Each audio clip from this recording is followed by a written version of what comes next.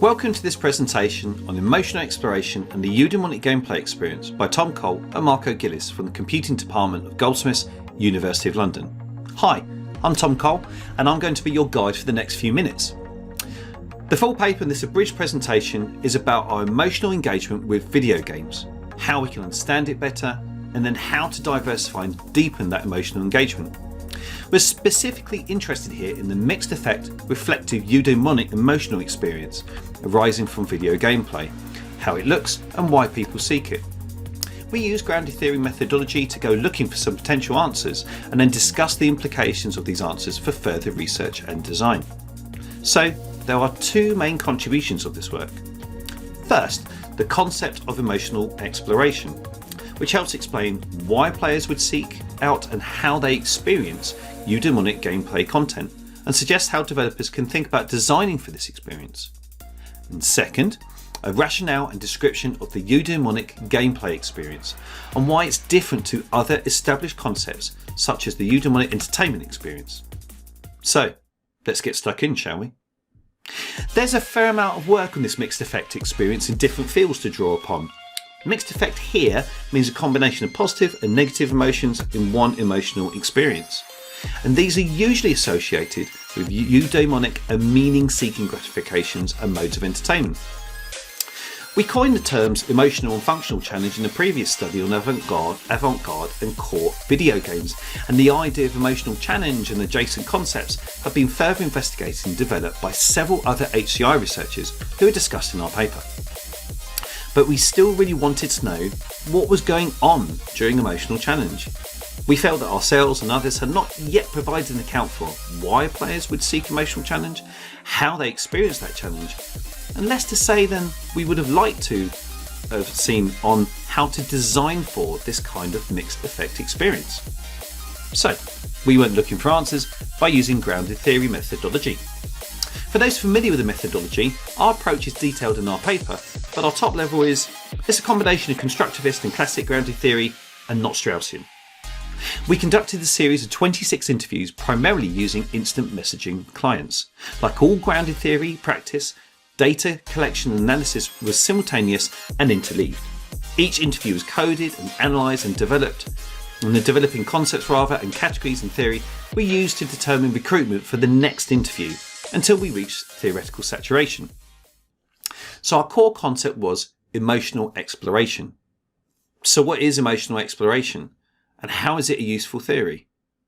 Emotional exploration is when players, by exploring the emotional landscape of the game, are also exploring themselves, others, and aspects of the real world through the situations presented and sometimes resolved in the game. This emotional landscape is a reflective space where players aim to grow and develop. This is a eudaimonic experience where appreciation of life and meaning seeking is realised and self-development and reflection is encouraged afterwards. A prominent aspect of this is that players who value the mixed effect experience feel they are satisfying a need for being related not only to other people in the world around them, but also to themselves. It's worth mentioning at this point that we discuss this aspect of relatedness in the context of self-determination theory in our paper. Drilling down into emotional exploration then, it has 6 properties. It requires expectations to be appropriately set. The emotional landscape needs some level of challenge to be understood or traversed, as we would a mechanical landscape. One of the key tools for this is ambiguity. Emotional exploration results in a mixed effect emotional experience.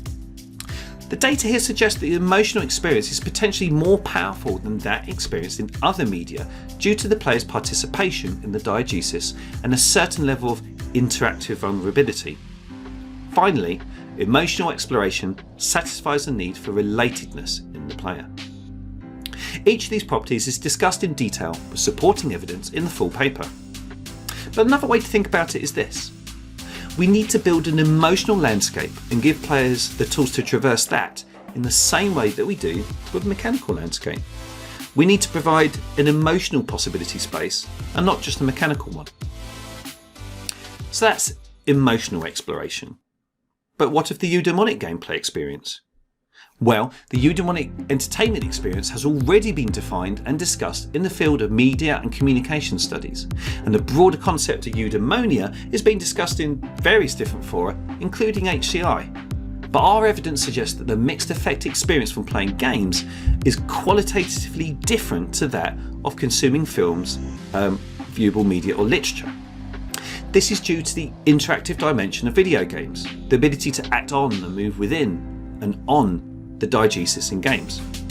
For this reason, we propose that the eudaimonic gameplay experience be named and investigated as a separate phenomenon. So, how does this all help us then? First off, this study contributes new theory and vocabulary to help understand and discuss a wider variety of gameplay experiences. And then there are also some suggestions for designers interested in designing for the eudaimonic gameplay experience. So, some of these would be design for ambiguity. That doesn't mean a lack of information, but the possibility for multiple equally valid interpretations. Give the players space to create their own understanding, but don't give them so little as to have nothing to build upon. Use emotional exploration as a conceptual tool here to visualise the emotional experience as a landscape, similar to how you would design an environment and mechanics to traverse and act on or within it. And think about how the player is being emotionally challenged. What tools are the players being given to explore this emotional landscape and overcome emotional challenge? Ensure that the player's expectations are appropriately set for emotional exploration, in the same way that you would for mechanical exploration. For more details on all of this and more, we encourage you to go and have a read of our paper. And thank you very much for listening and watching.